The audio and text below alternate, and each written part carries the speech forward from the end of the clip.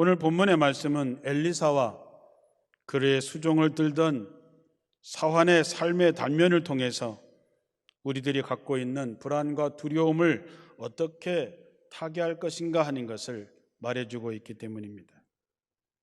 먼저 우리들의 마음속에 생기는 그런 두려움, 그런 불안함은 도대체 어디서부터 올까? 인간이 느끼는 첫 번째는 영적인 데서 그 두려움이 옵니다. 여러분, 인간은 하나님께서 자신의 형상대로 지으시고 그 코에 하나님의 생기를 불어넣었을 때에 비로소 사람이 되었다라고 성경은 얘기합니다. 그러므로 내가 하나님을 믿던 하나님을 믿지 않던지 간에 인간은 영적인 존재라고 하는 것입니다.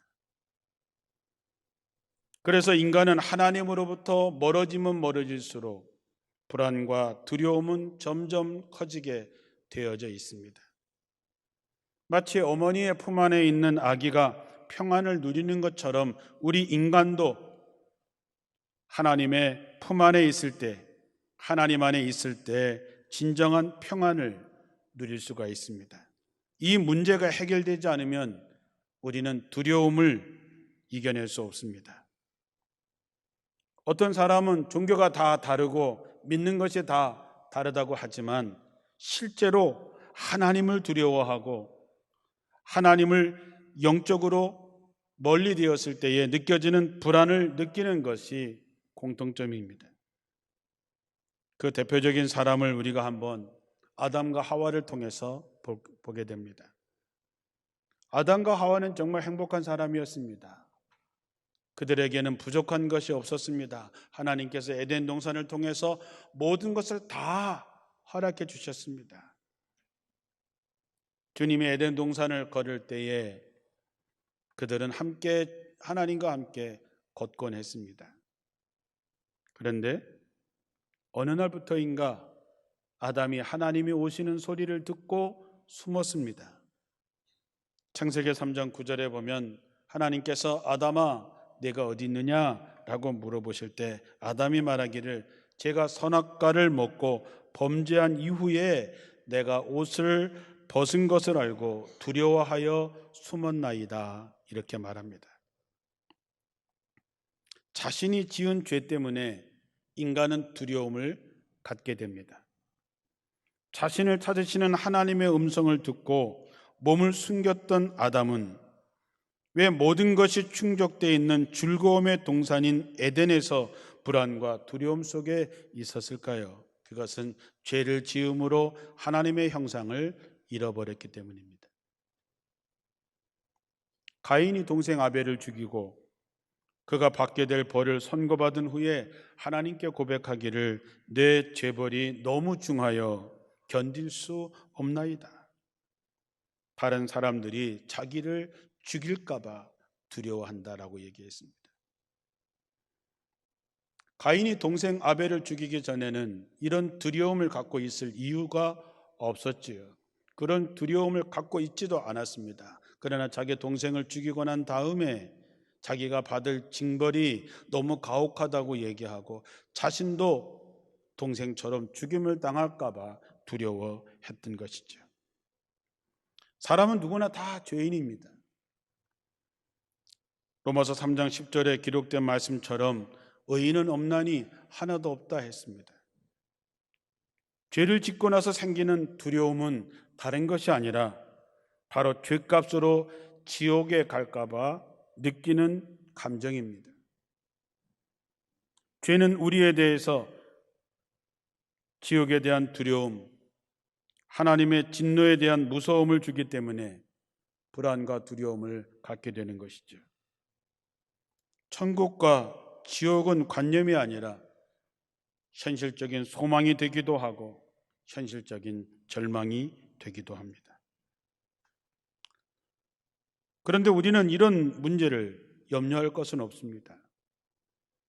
요한복음 3장 16절에 나오는 말씀처럼 하나님이 세상을 이처럼 사랑하사 독생자를 주셨으니 이는 그를 믿는 자마다 멸망하지 않고 영생을 얻게 하려 함이시라. 하나님이 그 아들을 세상에 보내신 것은 세상을 심판하려 하심이 아니요 그로 말미암아 세상이 구원을 받게 하려 하심이라 그랬습니다. 여러분, 하나님과 멀어지고 하나님 때문에 징계를 주님께 받고 하는 그런 문제에 대해서는 자유로워져도 됩니다. 더 이상 염려하거나 근심할 것이 없습니다. 왜냐하면 여러분은 다 예수님을 믿고 예수 믿는 사람들은 구원을 얻게 되었기 때문입니다. 믿으십니까, 여러분? 죄사함을 받은 자들에게 하나님이 주시는 참된 평안이 있습니다.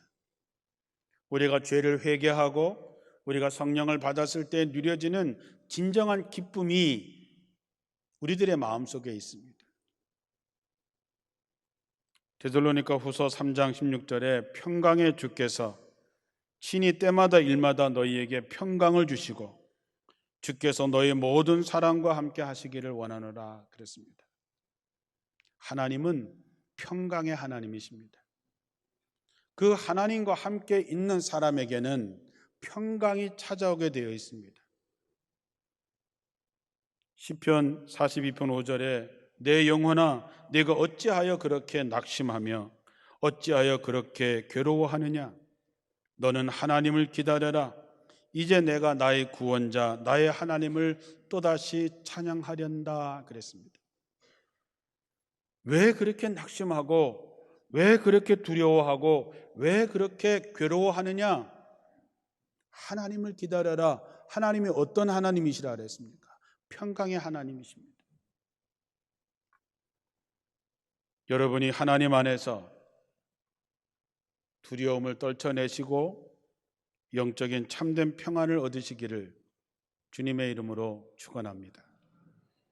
우리에게 두려움이 오는 두 번째는 뭐냐 하면 내게 주어진 현실의 여건을 바라보니까 희망이 없어서 너무나 괴로워서 너무나 힘들어서 두려워하는 것이죠.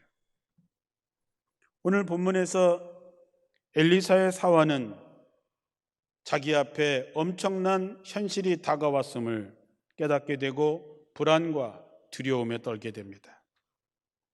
그 당시 이스라엘은 아람 나라와 전쟁 중이었는데 아람 왕은 어떻게 해서든지 이스라엘을 점령하고 이스라엘과 싸워서 이기려고 했습니다.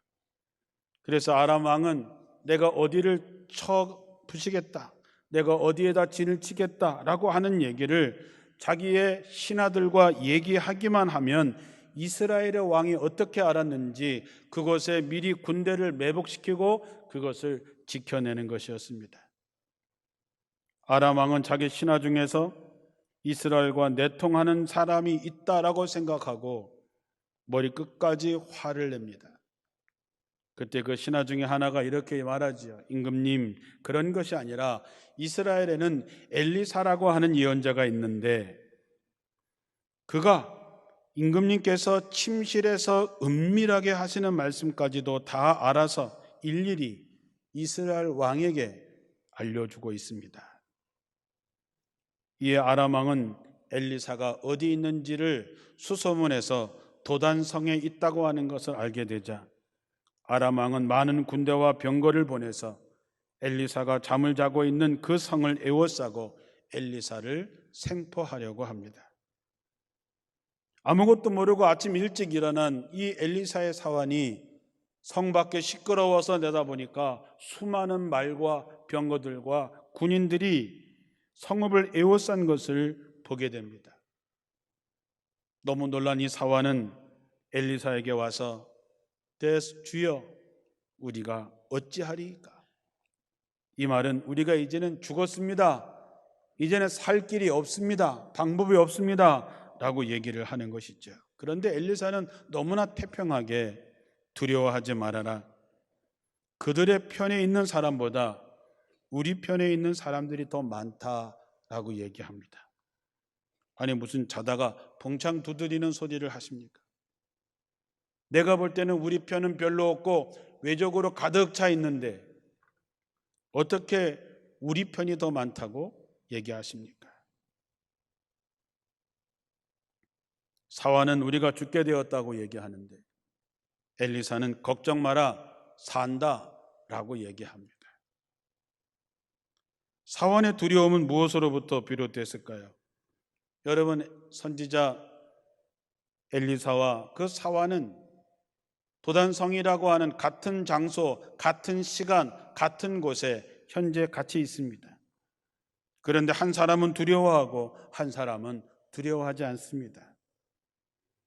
다시 말해서 엘리사의 사환은 아람 군대가 자신의 삶의 모든 것을 파괴하려고 둘러싼 것을 보고 두려워했습니다. 다시 말하면 자기 목숨을 지킬 만한 능력이 없기 때문에 두려워하고 있는 것이죠. 그러나 엘리사는 성을 에워싼 아람 군대보다 더 많은 하나님의 군대가 저를 지키기 위해서 에워싸고 있는 것을 보았기 때문에 두려움이 없었던 것이죠. 오늘날 여러분은 무엇 때문에 두려워하십니까? 주어진 현실만 보기 때문에 두려운 것이죠. 여러분이 힘들고 어려운 상황에 되었을 때에 도대체 여러분의 신앙은 무슨 역할을 하고 있습니까? 우리가 하나님에 대한 신뢰, 하나님에 대한 믿음을 얘기하면서도 정말로 그 위기 상황에서 하나님을 만나지 못한다면, 하나님을 보지 못한다면 우리에게 두려움은 배가 될 수밖에 없는 것이죠. 우리 중에 어떤 사람은 경제적인 수렁에서 헤어나지 못하는 분도 계십니다. 어떤 사람은 갑작스러운 질병에서 헤어나오지 못하는 분도 계시고, 어떤 사람들은 가정적인 불행과 현실적인 고통으로 어찌할 바를 모르는 사람들도 있습니다. 어떤 사람은 자신의 삶의 여건이 부서지고 있는 것을 느끼면서 불안해하시는 분도 있습니다. 그런데 우리가 말씀을 통해서 분명히 알아야 될 것은 불안과 두려움은 내게 주어진 여건 때문에 오는 것이 아니라고 하는 것입니다. 여러분은 여러분에게 주어진 환경, 여러분에게 주어진 여건 때문에 염려하고 두려워한다라고 얘기하지만 성경은 그렇게 말하고 있지 않습니다. 우리에게 오는 불안과 두려움이 결코 괴로운 환경 때문에 일어나는 것이 아니다라고 하는 것이죠. 그럼 뭘까? 두려움은 환경의 산물이 아니라 삶을 바라보는 시각의 차이에서 온다라고 하는 것입니다. 똑같은 어려움, 똑같은 고통, 똑같은 괴로움에 직면해 있는데도 어떤 사람의 마음은 평안하고 어떤 사람의 마음은 불안해서 견뎌내지를 못합니다. 우리는 엘리사와 그 사환이 같은 환경, 같은 장소, 같은 시간에 있다는 것을 알 수 있습니다. 즉 엘리사의 사환만이 아람 군대에 포위되어 있는 것도 아니라 엘리사도 아람 군대에 포위되어 있다고 하는 사실입니다. 많은 사람들이 세상을 살아가면서 왜 나만 이렇게 힘든 일이 생기나? 왜 나만 이렇게 어려움을 당하는가? 라고 생각할 수 있지만 이 세상에 사는 사람들은 모두 같은 장소, 같은 환경에 있는 것뿐입니다. 그럼에도 불구하고 오늘 본문에서 엘리사는 불안해하지 않습니다. 두려워하지 않았습니다. 다만 엘리사의 사원만이 불안과 두려움과 답답함을 맛보고 있었던 것이죠. 무슨 차이가 있을까요? 엘리사는 하나님에 대한 믿음의 눈이 열려 있었고 그 사환은 하나님에 대한 눈이 닫혀 있었다고 하는 차이입니다. 눈이 열린다고 하는 것은 신앙적으로, 현실적으로 너무너무 중요합니다. 우리가 엠마오로 가던 두 제자의 이야기를 잘 압니다. 두 제자는 예수님과 함께 사역을 했던 사람들입니다. 얼마 전까지만 하더라도 주님과 함께 식사를 했던 사람들이고 이야기를 나눴던 사람들입니다. 그런데 그들의 마음속에 예수님께서 돌아가시고 난 다음에 두려움이 임했습니다. 그들은 실망해서 예루살렘에서 엠마오로 가는 도중에 부활하신 예수님을 만나게 됩니다. 너무나 어이가 없는 것은 주님이 함께 길을 걸어가면서 함께 대화를 나누고 있는데도 예수님인 줄 알아차리지 못했다라고 하는 것입니다. 너무나 어이가 없는 얘기지요.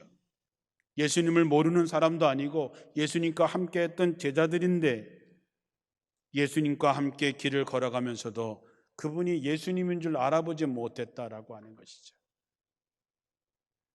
나중에 저녁 식사를 하려고 할 때에 그들의 눈이 열리고 예수님인 줄 알아보았다 했습니다. 그때 그들의 마음에 두려운 마음이 사라지고 기쁨으로 넘치기 시작했습니다. 두려워서 도망쳤던 예루살렘으로 다시 돌아가는 그들의 모습을 볼 수 있습니다. 이것이 신앙입니다. 주어진 환경과 현실은 바뀌지 않았지만 보아지는 시각이 달라지면서 그것을 대하는 모든 것이 달라지게 되는 것이지요. 베드로를 한번 생각해 봅니다. 어느 날 예수님께서 제자들에게 먼저 배를 타고 가라고 얘기합니다.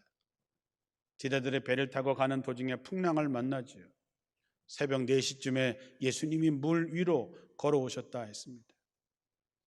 다른 제자들은 풍랑 속에 걸어오시는 예수님을 보고 다들 귀신이다라고 소리치고 두려워 벌벌 떨 때에 베드로가 만일 주님이시라면 나를 물 위로 걸어오라 하십시오. 예수님이 오라 했을 때 베드로는 씩씩하게 물 위를 걸었습니다. 그런데 성경에 보니까 베드로가 물결이 높이 이는 것을 보고 무서움을 느끼는 순간 물에 빠지고 말았다 그랬습니다. 예수님을 바라보고 나갈 때는 물 위를 걸을 수 있었지만 심하게 부는 세찬 바람과 파도에 마음이 빼앗겼을 때 그는 물에 빠질 수밖에 없었다라고 하는 것이죠. 예수님께서 그를 건져주시면서 믿음이 적은 자여 왜 나를 의심하느냐라고 말씀하십니다. 사도행전 12장에 가면 또 다른 베드로의 이야기가 나옵니다. 헤롯에 잡혀서 이제 내일 죽을지 모레 죽을지 모르는 그런 상황에서 감옥에서 편안하게 잠을 자는 베드로의 모습을 성경은 그리고 있습니다. 아니 내일 죽을지 모레 죽을지 모르는데 잠이 오겠습니까? 절체절명의 순간에 걱정과 근심으로 잠이 안 올 텐데 베드로는 태평히 잠을 자고 있습니다. 이것이 바로 어떤 시각으로 현실을 바라보느냐에 따라서 사람이 완전히 달라진다라고 하는 것이지. 어떤 사람은 평안을 소유하고 어떤 사람은 불안과 두려움 속에 살아가게 된다고 하는 것입니다. 자, 그렇다면 여러분은 어떤 사람이 되고 싶으십니까? 우리가 믿음의 사람이라면, 우리가 하나님을 믿는 사람이라면, 우리가 예수님을 따르는 사람이라면 우리도 엘리사처럼 영적인 눈이 열려져야 됩니다. 도단성을 포위하고 엘리사와 엘리사의 사환을 죽이려고 했던 아람 군대는 두 사람 모두에게 위협적인 존재입니다. 그러나 같은 위협, 같은 두려운 환경 속에서 문제를 바라보는 두 사람의 시각 차이로 인해서 엘리사는 전혀 두려워하지 않고 그 사원만 불안과 두려움 속에 있었던 것이죠. 엘리사의 사원의 눈에는 아람 군대의 수많은 군인들과 병거들을 보았습니다. 이 말은 현실적인 시각으로 세상을 바라볼 때에, 육적인 안목으로 세상을 바라볼 때에 사람들은 자기를 에워싸고 있는 아람 군대와 같은 병마와 실패와 가난과 절박한 환경을 바라보면서 견딜 수 없는 불안과 두려움을 느끼게 된다고 하는 것이지요. 그런데 엘리사는 두려워하지 않았습니다. 왜 그랬을까요?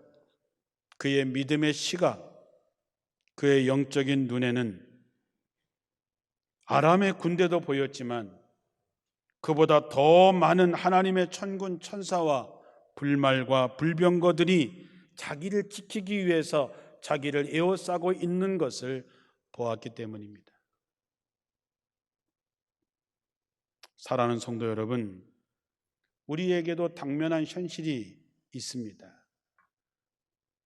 그 현실을 현실로만 바라보면 두려울 수밖에 없지만 믿음의 눈으로 당면한 현실을 바라보라고 하는 것입니다. 영적인 시각을 가지고 다시 보라고 하는 것입니다.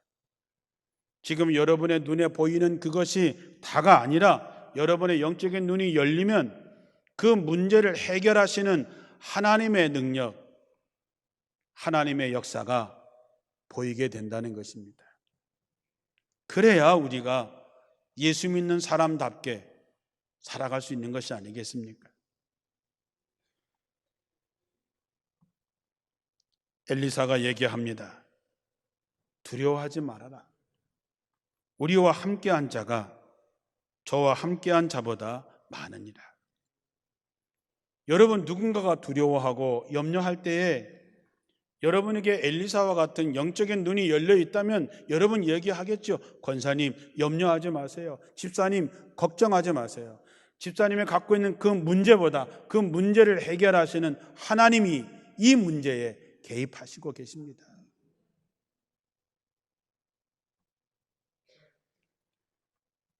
우리에게 이런 눈이 열려야 됩니다. 이를 위해서 그 어느 때보다 기도하시기 바랍니다. 염려와 근심과 두려움이 있으시다면 믿음의 눈이 열릴 때까지, 보일 때까지 기도하셔야 됩니다. 불안과 두려움은 믿음이 강할 때 찾아오지 않습니다. 지금 여러분은 무엇 때문에 두려워하고 계십니까? 두려움을 용기로 바꿀 수 있는 유일한 방법은 하나님을 확실히 믿는 것입니다. 믿음의 눈으로 하나님이 나와 함께 하심을 깨닫고 하나님의 역사를 바라보는 것입니다. 그러면 여러분 앞에 있는 골리앗도, 여러분 앞에 있는 아람의 군대도, 여러분을 힘들게 하는 풍랑과 파도도 믿음 안에서 아무것도 아니라고 하는 사실을 알게 되고 마음속에 두려움이 사라지고 진정한 평안이 여러분들의 마음을 채울 것입니다. 지금 두려우신 일이 무엇입니까? 어느 때보다도 간절히 기도할 때 영적인 눈이 열릴 것입니다. 오늘 17절, 18절, 20절에 보면 엘리사가 기도하여 가로되 이렇게 시작이 됩니다. 사랑하는 성도 여러분, 엘리사의 기도처럼 하나님 나 좀 살려주세요, 나 좀 도와주세요 그렇게 기도하는 것이 아니라 이제는 하나님 이미 저를 돕고 계신 줄로 믿습니다. 그 주님의 군대를, 주님의 도우심을 보게 하여 주옵소서. 하나님의 기이하고 놀라운 그 역사를 내가 체험하게 하옵소서. 사랑하는 성도 여러분, 보이는 현실의 세계만 바라보면 우리에게는 불안과 두려움뿐이지만 그 현실의 세계를 주관하시고 역사하시는 하나님의 세상을 바라볼 때에 우리는 기쁨과 용기와 확신과 평안을 가지고 세상을 넉넉히 이길 수 있습니다. 바라기는 여러분의 영안이 활짝 열려서 하나님의 살아 역사하심을 보게 되셔서 하나님이 주시는 참된 평안을 누리게 되기를 주님의 이름으로 축원합니다.